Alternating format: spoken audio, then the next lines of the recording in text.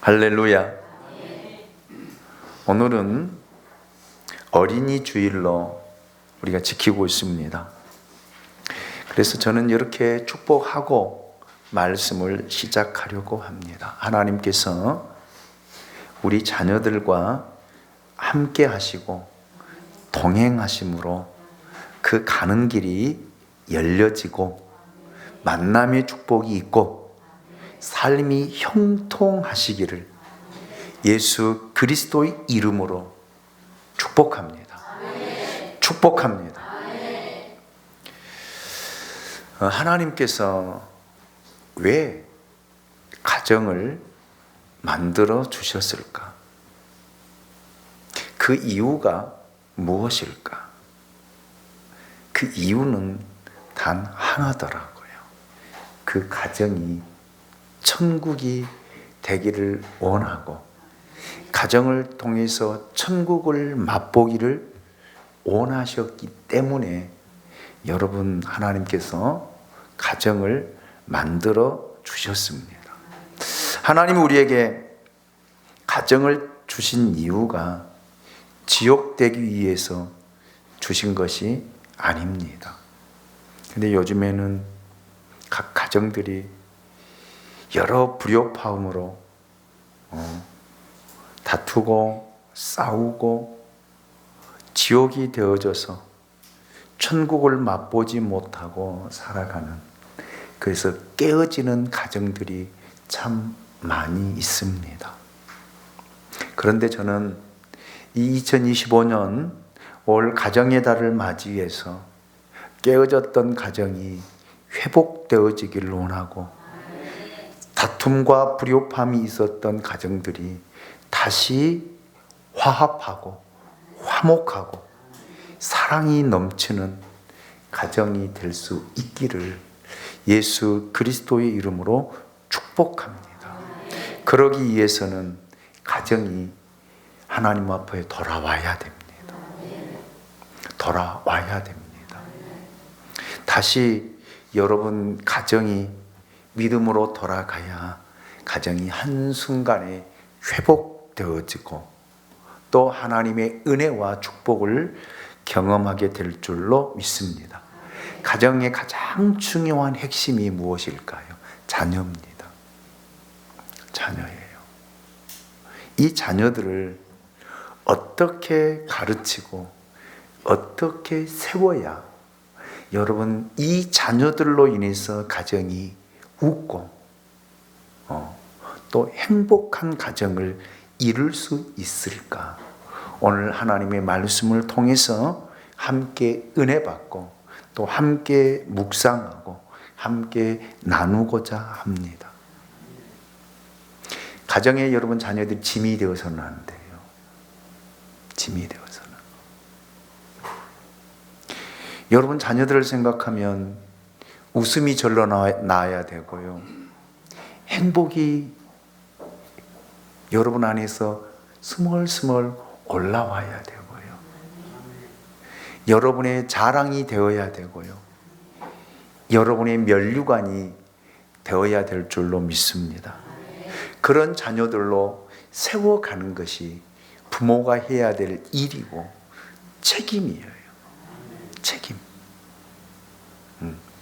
자, 그래서 정말 이 시대에 우리 자녀들을 어떻게 가르쳐야 될까요? 첫째로,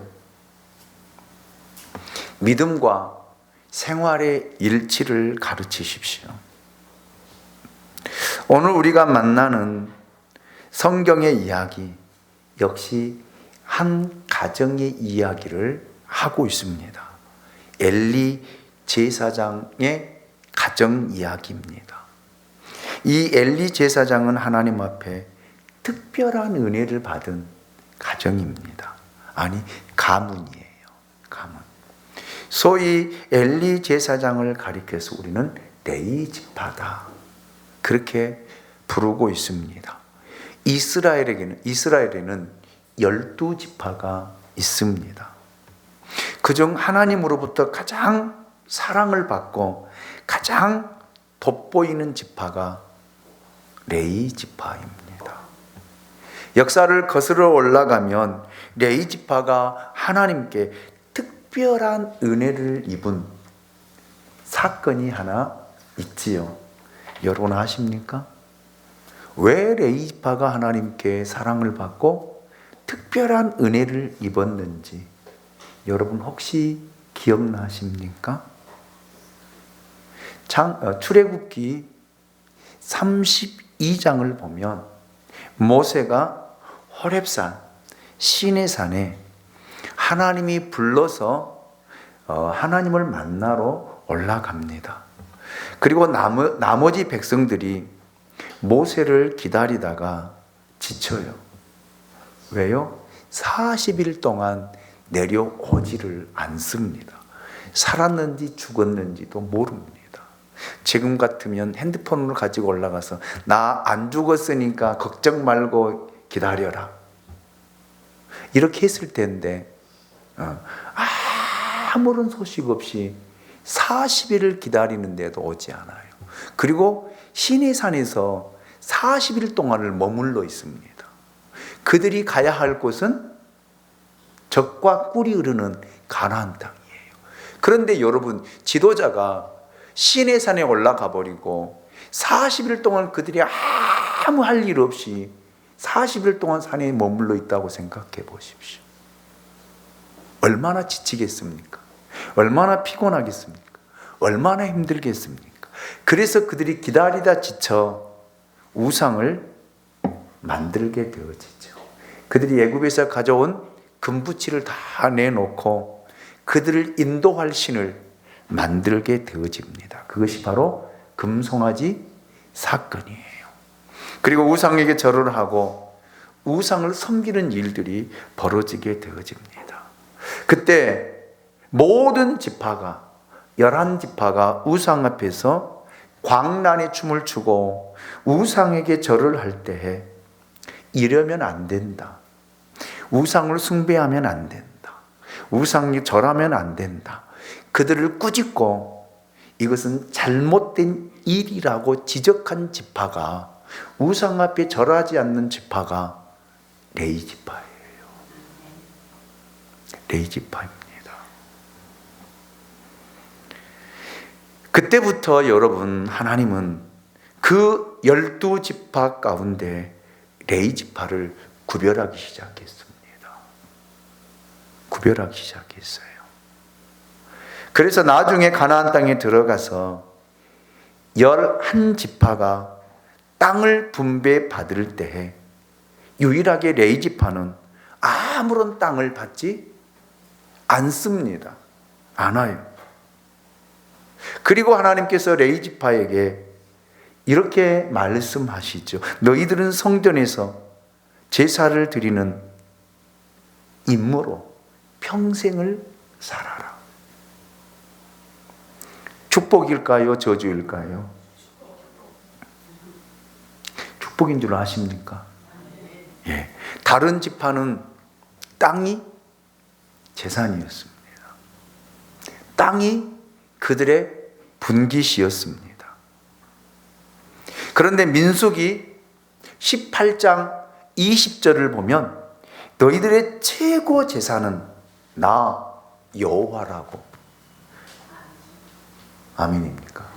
그들의 분깃은, 기업은 여호와라고 하나님께서 모세를 통해서 레위 지파에게 분명하게 말씀하고 있습니다. 여러분, 사람의 눈으로 보면 땅도 없고 소득도 없는 것입니다. 축복이 아닐 수 있습니다. 그러나 믿음의 눈으로, 영적인 눈으로 보면 레위 지파는 특별한 축복을 받은 거예요. 예. 왜냐하면 이스라엘 백성들이 살아가다 보면 죄를 짓습니다. 죄를 지으면 하나님께 그 죄를 용서받아야 됐는데, 용서받을 수 있는 길, 방법은 레위 지파 제사장들이 성전에서 제사를 드려야만 여러분 용서를 받고 죄 사함을 받고 사유하심을 받습니다.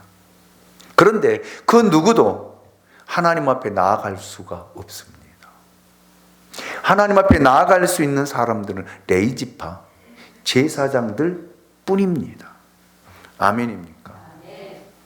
이것이 축복이다라는 말이에요. 예. 여러분, 모든 사람이 다 범죄할 때, 모든 사람이 우상을 숭배할 때, 여러분 죄를 짓지 않고 죄를 짓지 않도록 말렸던 지파가 레위 지파입니다. 그래서 하나님 앞에 특별한 은혜를 덧입은 거예요. 요즘 세상은 모든 사람들의 사고와 생각이 다 죄악 가운데 머물러 있습니다.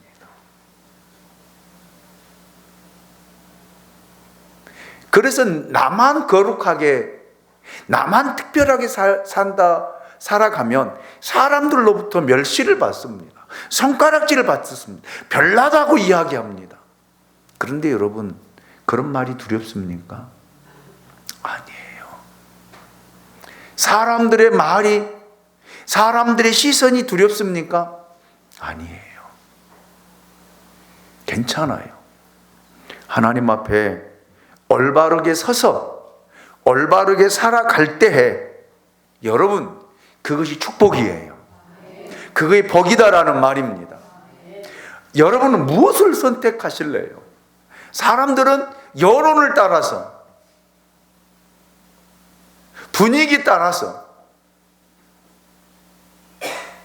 따라가고 물들어가고 자기도 모르게 손을 내밀고 손을 잡는 그런 경향들이 참 많이 있습니다. 그래서 사람이 죄를 짓는 거예요. 그 죄의 자리에 앉지 말아야 되는데 우리는 들어보려고 앉아요. 도대체 무슨 소리일까? 어떤 소리일까? 그래서 자리를 못 듭니다. 참 심리 이상해요. 사람들의 심리가. 좋은 이야기, 긍정적 이야기 하면은요, 안 들으려고 하고 길을 닫아버리고 자기 이야기를 꺼내요. 그런데 여러분 보십시오. 부정적인 이야기하고 불평의 이야기하면 다 입을 닫고 귀를 쫑긋하면서 다 들으려고 그래요. 이게 사람의 심리거든요. 자랑하면요, 좋은 이야기 하면요, 이 사람 저 사람 다 끼어들어요. 내가 이렇고 저렇고, 우리는 이렇고 저렇고 다 이야기하는데, 여러분 부정적인 이야기하고 불평의 이야기하면요, 소리 안 내고 듣기만 해요. 그럴 때는요, 쫓아서 합니다. 일어서자. 일어서십시오. 앉아 있을 이유가 없잖아요. 들을 이유가 없잖아요. 왜 제자리에 앉아 있습니까? 뭐 하려고요? 무슨 유익이 있다고요? 이렇게 가르쳐도 잘 안 돼요.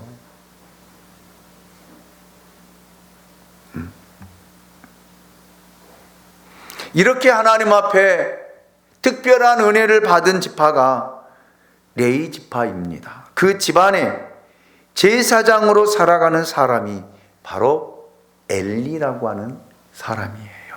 그런데 이 집안에 이렇게 영광스러운 가문에 여러분 큰 어려움이 생기지요.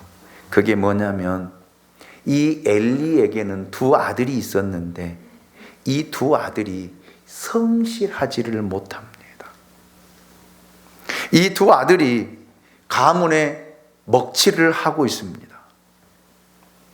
이 엘리 집안의 문제가 여러분 이스라엘 백성들에게는 골칫거리가 되어지고 문제거리가 되었습니다. 여기서 저기서 소리가 들리기 시작합니다.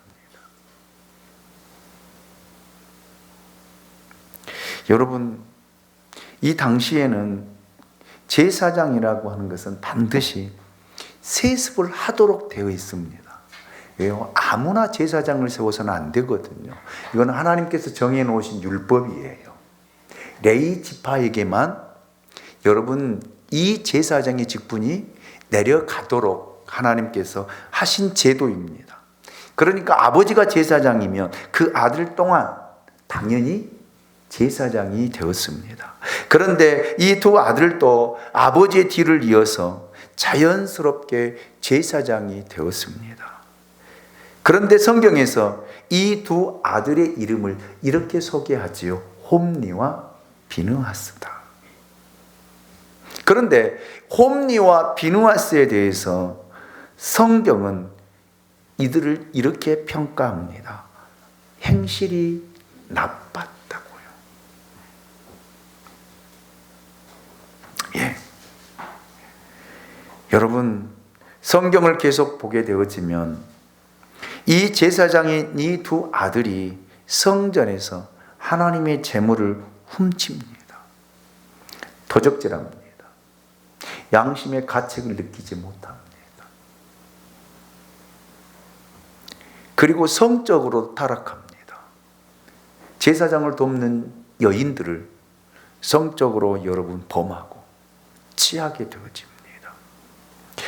엘리의 두 아들들이 전문 종교인으로서 요즘 말하면 신학교는 나왔지만 믿음이 전혀 없는 그런 지도자였습니다. 여러분, 우리가 기억해야 할 것은 모태신앙으로 태어나는 것, 축복 중에 축복입니다.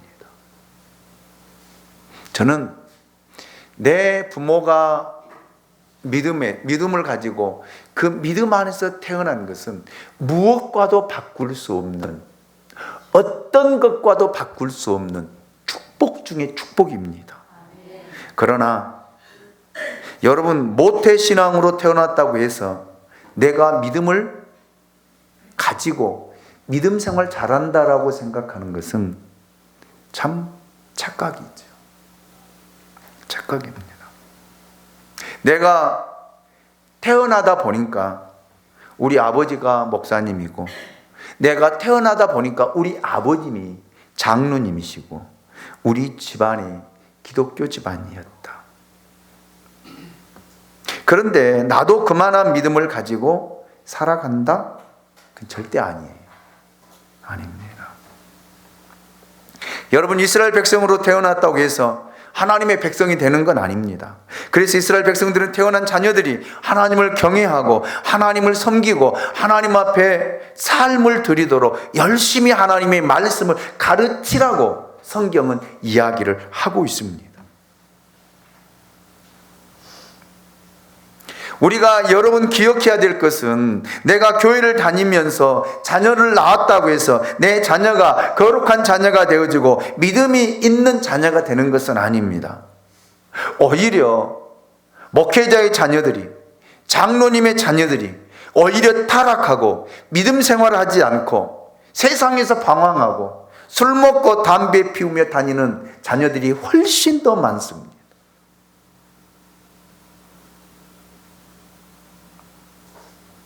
목사의 자녀들이, 장로님의 자녀들이, 권사님의 자녀들이 믿음 생활하지 않고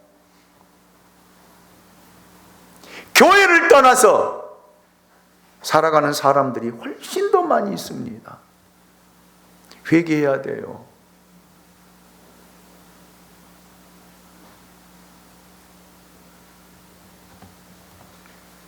왜요?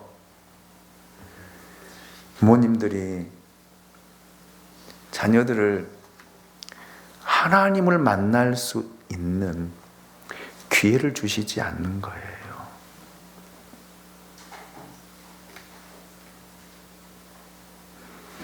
여러분, 엘리의 두 아들 홈리와 비느하스는 인격적으로 하나님을 만나지 못했습니다. 보십시오. 자연스럽게 태어나면서부터 교회에서 뛰어놀고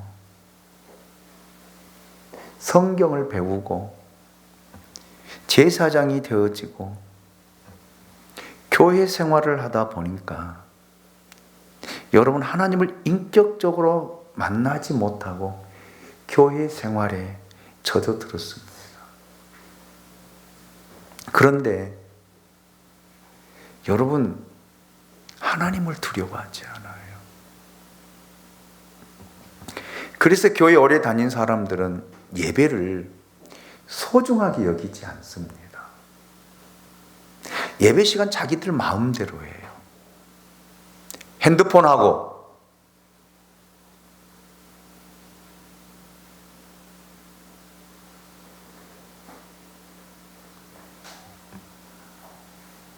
여러분, 다른 생각하고 설교 받아 쓰는 것처럼 쓰는데 설교를 받아 쓰지 않고 낙서하고 장난치는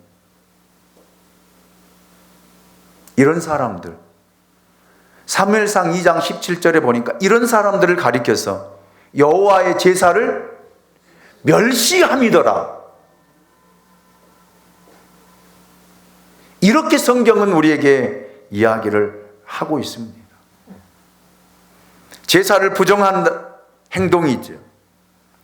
하나님의 예배를 소홀히 하는 행동이죠. 하나님을 전혀 두려워하는 마음이 없습니다. 왜요? 너무나 자연스러워요. 제가 어제 11조 기도하면서도 그랬거든요.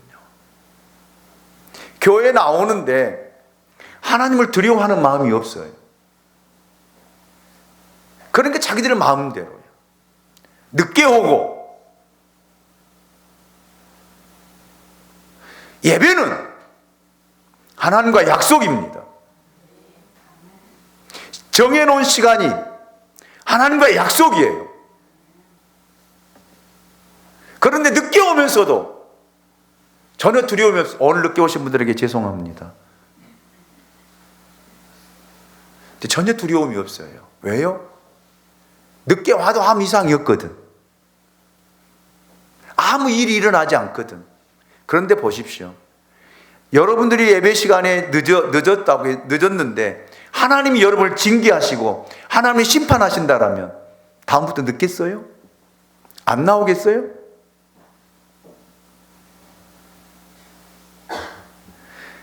엘리의 제사장의 두 아들이 하나님의 제사를 멸시하고 재물을 훔치는데 하나님이 그때 즉시 심판했더라면 여러분, 그들은 못했을 거예요. 왜요? 두려워서요. 무서워서요. 그런데 하나님이 내두잖아요. 내버려 두잖아요.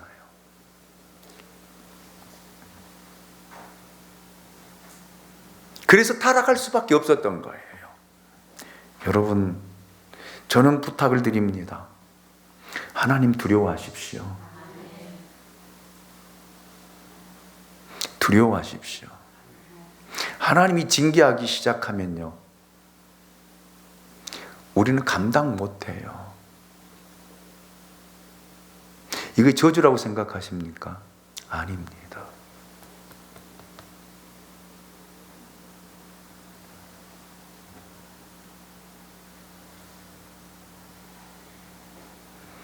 우리에게는 축복이에요.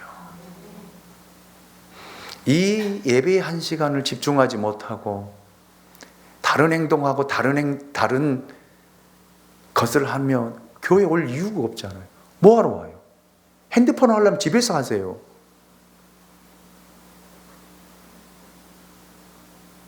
집에서 하지 왜 교회 와서 핸드폰을 하냐고.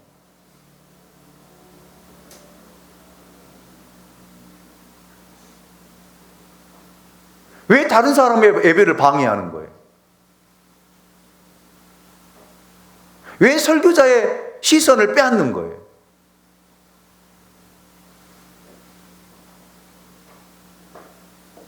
그렇잖아요. 예배를 멸시하지 마십시오. 여러분에게 아무런 일이 일어나지 않는다고 해서 일어나지 않는 거 아니에요. 여러분이 하나님 앞에 죄악을 쌓아가고 있는 거예요. 아멘입니까? 그 죄악이 여러분 쌓여지고 쌓아서 여러분, 그것이 여러분에게 쏟아질 때는요, 여러분 눈에서 피눈물 납니다. 감당할 수 없어요. 그 엘리 제사장의 가문에서 일어난 일이잖아요. 여러분, 그래서 여러분, 우리 그리스도인들은 예배와 삶이 일치해야 돼요. 아멘입니까? 특별히 여러분, 우리 자녀들에게 하나님의 말씀과 삶의 일치를 가르치십시오. 한국 교회가 이렇게 추락하고 왜 세상으로부터 비난을 받아야 할까요? 그 이유가 뭘까요? 믿음과 삶이 일치되어 있지 않기 때문입니다. 언행일치가 되어 있지 않다라는 말입니다. 그래서 비판을 받는 거예요. 그래서 욕을 먹는 거예요. 교회가 커서가 아닙니다. 교인이 많아서가 아닙니다. 문제는 하나님의 말씀대로 살지 않는다는 거예요. 그래서 교회 생활과 사회생활이 다 달라요. 이것이 여러분 교회가 무너지는, 교회가 여러분 추락하는 원인입니다. 여러분, 왜 엘리의 가정이, 왜 엘리의 가문이 이렇게 철저하게 무너졌을까요?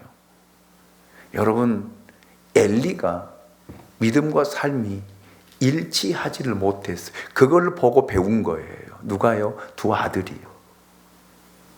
두 아들이. 그래서 여러분, 우리 자녀들에게 가르쳐야 됩니다. 그래서 우리가 먼저 본이 되어야 돼요.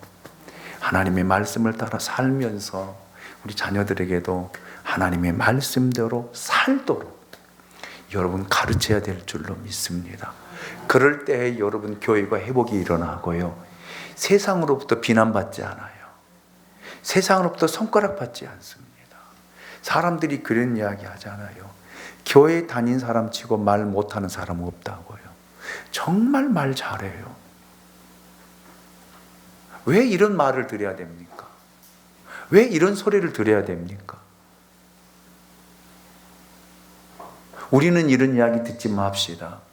우리 교회 성도들은 정말 믿음과 삶이 일치되어지시기를 주님의 이름으로 축원합니다. 여러분의 자녀들이 그런 삶을 보고 배울 수 있기 원합니다. 자녀는요, 부모를 통해서 배우는 거예요. 아무리 뭐라 해도요, 여러분, 자녀들은요, 그래서 여러분, 그 부모를 보면 자녀들을 알고요, 자녀를 보면 그 부모의 얼굴이 떠올라요. 그래서 우리가 나가서 잘못 살면 누가 욕먹는 거예요? 부모가 욕먹는 거예요. 여러분이 잘못 행동하면 그 부모가 욕먹는 거예요.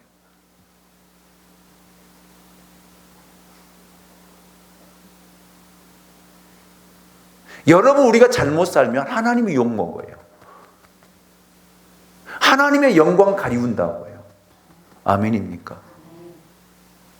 그래서 믿음과 삶이라고 하는 것은 이원론적인 것이 아니라 일치여야 돼요.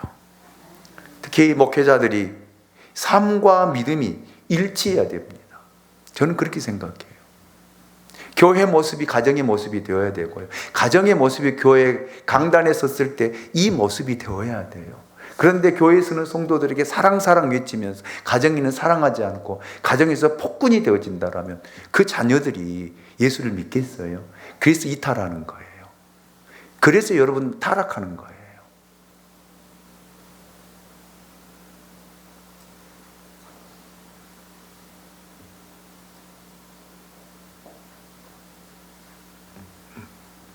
그래서 여러분, 오늘 우리가 하나님 앞에 여러분 마음속에 가지고 있는 그 믿음이 삶으로 그대로 이어지기를 원합니다. 하나님 앞에서 거룩한 모습으로요, 하나님 앞에 진실하고 정직한 모습으로요. 아멘입니까? 두 번째로, 믿음의 본질을 가르치십시오. 엘리 제사장의 두 아들들은 현대적 언어로 말하면 모태신앙인입니다. 태어나 보니까 레인이고 부모를 따라 성전 문화에 익숙해져 있고 제사장직을 자연스럽게 세습받아 제사장직을 감당했던 사람들입니다. 여러분, 이렇게 제가 그랬잖아요. 모태신앙을 가지고 계신 분들 부모님께 감사해야 돼요. 이것처럼 복이 없습니다. 하지만 모태신앙인이 오히려 일반인보다 더 못한 경우들이 참 많이 있어요. 왜냐하면 모태신앙인들은 너무나 자연스럽게 교회를 다녔기 때문에 어렸을 때부터, 유아 때부터 유치부, 유년부, 초등부, 중등부, 고등부, 대학부, 청년부까지, 그래서 교회에서 성경을 배우고 성경을 잘 알아요. 잘 알면 좋은데 잘 아는 것이 아니라 성경을 오해하는 거예요. 그래서 교회 오래 다닌 사람들을 치고 순종하지 않습니다. 왜요? 자기의 기독교관이 딱 구축이 되어질 거예요. 성경을 제대로 알아서 정말 그리스도인의 문화관을 통해서, 말씀의 성경관을 통해서 믿음이 형성되어야 되는데 잘못 형성되다 보니까 고집만 늘어나요. 그래서 말씀에 순종하지 않아요. 기도하라고 해도 안 해요. 순종하는 것 같은데 안 한다는 말입니다. 이게 문제입니다.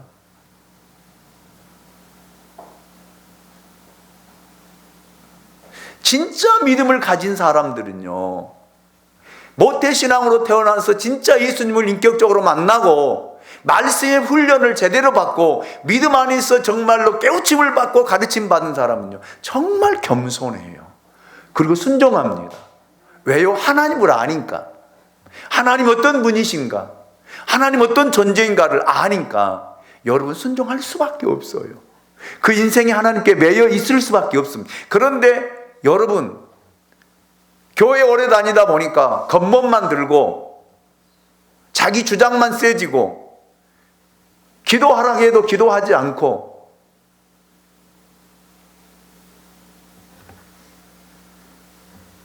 종교인으로 전락하게 되어지고 자기 마음대로 생활하는 그런 모습들을 보게 됩니다. 이 사람이 누구냐면 홈리와 비누아스다라는 말이에요.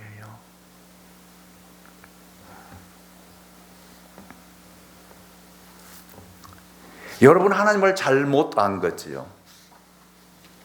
그래서 범죄한 것이죠. 그래서 백성들의 원성이 높아진 거예요. 여러 소리를 듣는 거예요.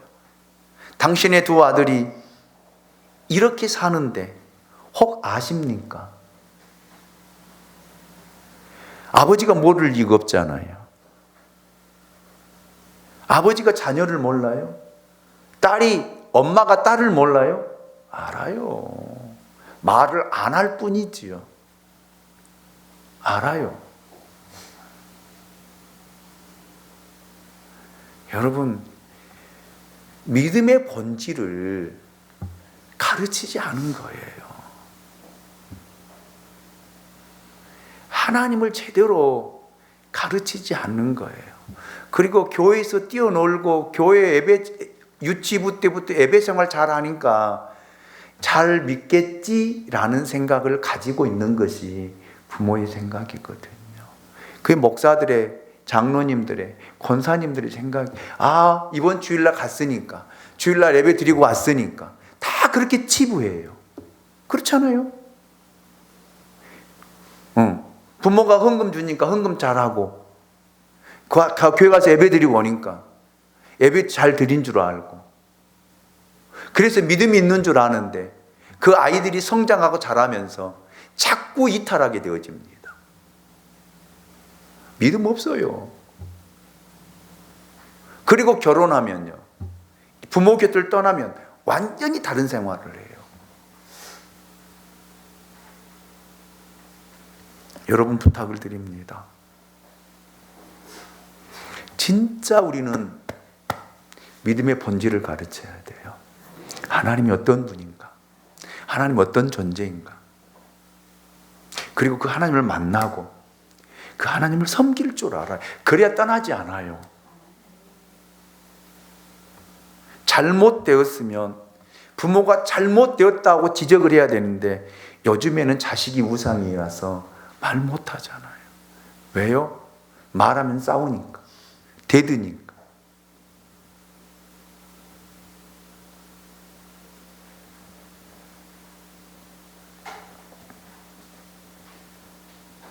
자식들이 잘못 가면은 바르게 가르쳐 줘야 될 거 아니에요. 바르게 잡아줘야 될 거 아니에요. 여러분 자녀가 망하고 있는데도 그대로 두 손 놓고 보고만 있을래요?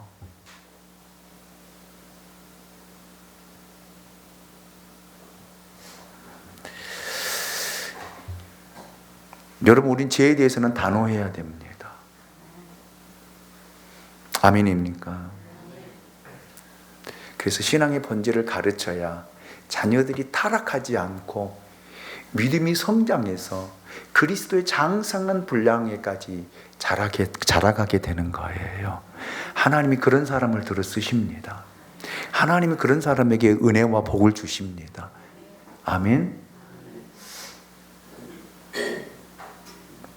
마지막 세 번째로 하나님의 심판이 있음을 가르치십시오. 엘리 제사장 집안의 악행과 비리를 더 이상 참을 수 없었던 하나님에게 그 죄악이 관영했다라는 말이, 쌓아졌다라는 말입니다. 그래서 하나님께서 두 가지의 심판을 명하시지요. 첫째, 엘리 제사장 가문이 돌아오지 않으니까 너희 가문의 모든 사람들은 대대로 젊은 나이에 죽을 것이다 라고 하는 저주를 하십니다. 자, 31절 32절 말씀 우리 같이 한번 읽어보도록 하겠습니다. 같이 읽습니다. 시작. 보라, 내가 내 팔과 내 조상의 집 팔을 끊어 내 집에 노인이 하나도 없게 하는 날이 이를지라. 이스라엘에게 모든 복을 내리는 중에 너는 내 처소의 환난을 볼 것이요 내 집에 영원토록 노인이 없을 것이며. 아멘. 무슨 말일까요? 그 후손들이 단명한다는 거예요. 비명 행사할 것이다 라고 하는 말입니다. 이것처럼 큰 저주가 어디 있습니까? 죄악이 관영하면 하나님이 이런 심판을 하신다라는 사실을 우리가 기억하시기 원합니다. 두 번째로 하나님께서 뭐라고 하시냐면 제사장 엘리 제사장 가문을 쫓아내겠다라고 말씀하십니다. 그리고 여러분 하나님께서 그 제사장의 가문을 다 문을 닫아요. 엘리 제사장 때 그 아들 홈니와 비누아스 때 가문의 문을 닫은 것이 아니라 어디 때까지 가요? 그 후손이 어디까지 이어져요? 성경 우리가 읽었죠? 어디까지요? 다윗 때까지 가요. 그리고 사울이 엘리멜렉 제사장 85명을 쳐 죽일 때 여러분 다 죽임을 당하고요.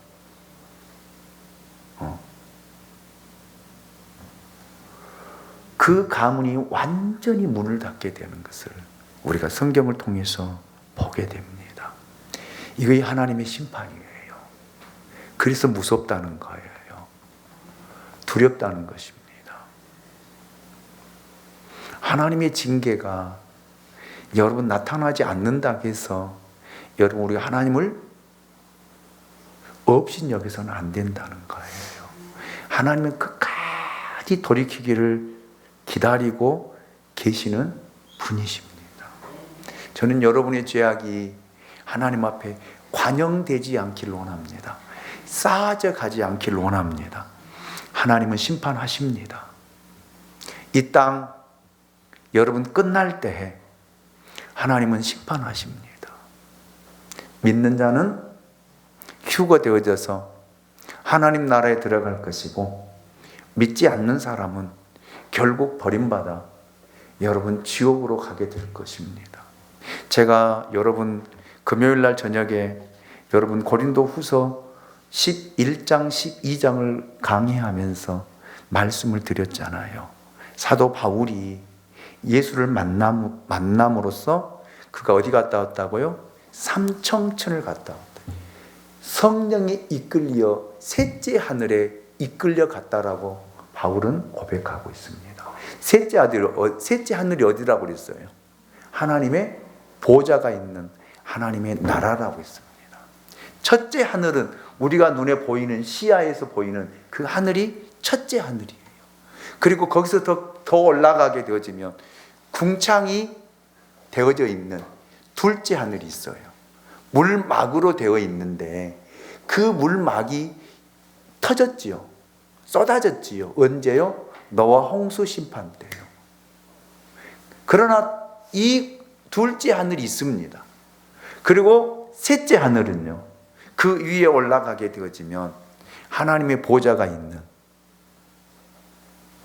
그 우편에는 예수님이 계시고 여러분 하나님의 나라가 되어 있습니다. 사도 바울이 그걸 경험하고 쓴 성경이 고린도후서 12장 1절, 2절, 3절, 4절, 5절까지 기록되어 있습니다.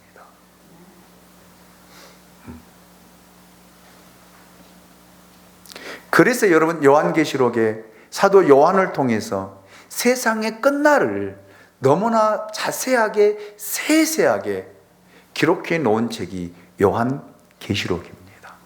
그런데 여러분 요한계시록을 여러분 읽어보십시오. 세상이 지금 그렇게 되어가고 있습니다. 여러분들이 성경을 몰라서 그렇지 성경을 읽어보시고 성경을 해석할 줄 알면 세상이 지금 돌아가는 모든 상황들이 요한계시록에 나타나고 있는 요한계시록 11장, 12장, 13장, 14장, 15장, 16장, 17장까지 이어지는 내용들이 그대로 되어 있습니다. 저 거짓말하지 않습니다. 2000년 전에 하나님께서 사도 요한에게 보여주신 그 기록들이 지금 우리가 살고 있는 지금 현 시대에 그대로 나타나고 그대로 이루어지고 있다라는 것입니다. 그리고 18장, 19장에서 하나님의 나라를 이야기하고 보여주고 있습니다. 그리고 20장, 21장에서는요, 그 하나님 나라가 우리에게 임하는 과정을 보여주고 있는 것이 요한계시록입니다. 그래도 안 믿으실래요?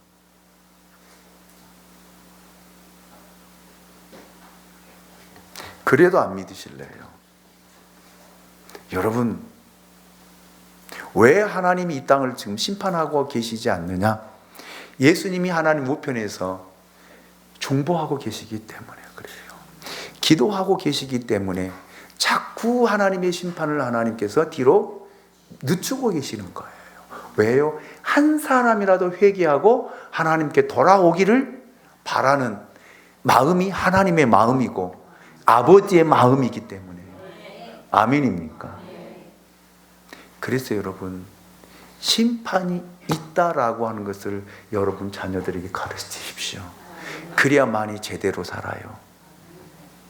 아멘입니까?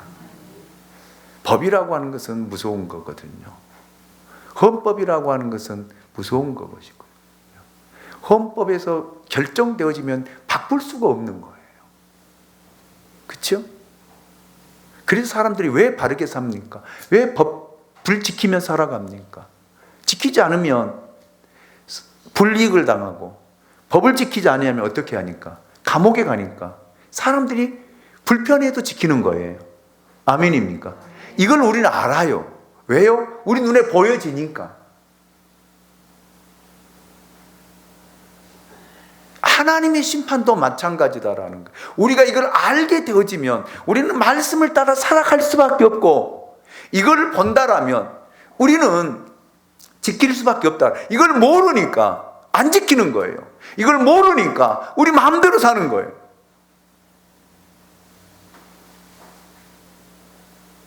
여러분, 부탁드립니다. 정말 이 김 목사 정말 진실되게 여러분에게 부탁을 드립니다. 하나님의 심판이 있습니다. 분명히 있습니다. 마지막 때에 가슴을 치고 후회하지 않으려면 지금 우리 잘 믿어야 돼요. 아멘입니까? 잘 믿으셔야 돼요. 이걸 여러분 자녀들에게 가르치셔서 저는 여러분의 자녀들이 믿음 안에 서기를 원합니다. 이 주일날 여러분의 자녀들 다 어디가 있습니까? 도대체 어디가 있습니까? 뭐 하고 있습니까? 이 예배 시간에 뭐 하고 있냐고요.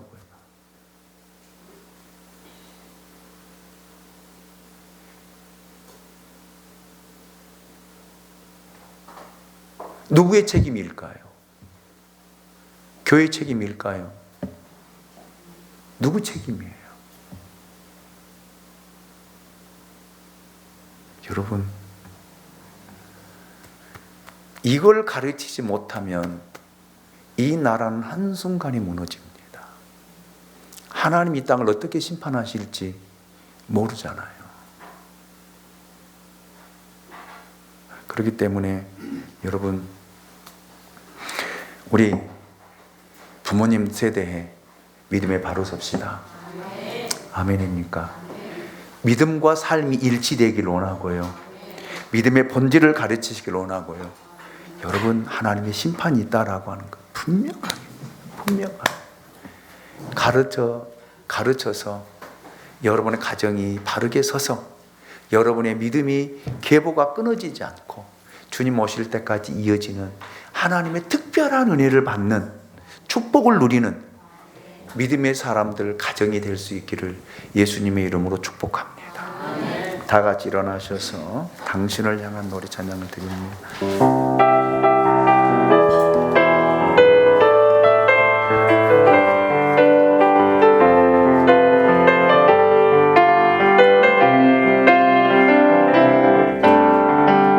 아주 먼 날 하늘에서는 당신을 향한 계획이 있었죠. 하나님께서 바라보시며 좋았더라고 말씀하셨네. 이 세상 그 무엇보다 귀하게 나의 손으로 창조하였노라.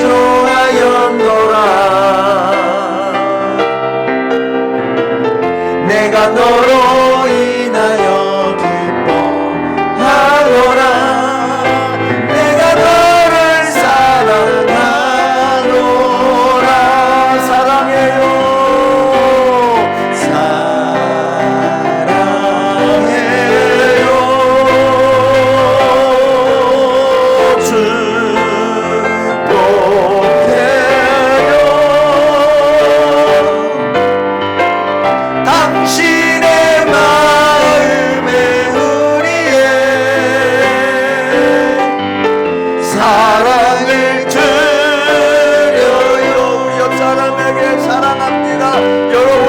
자녀를 사랑합니다.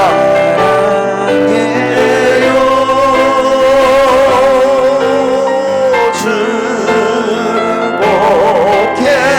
축복해요. 당신의 마음에 우리의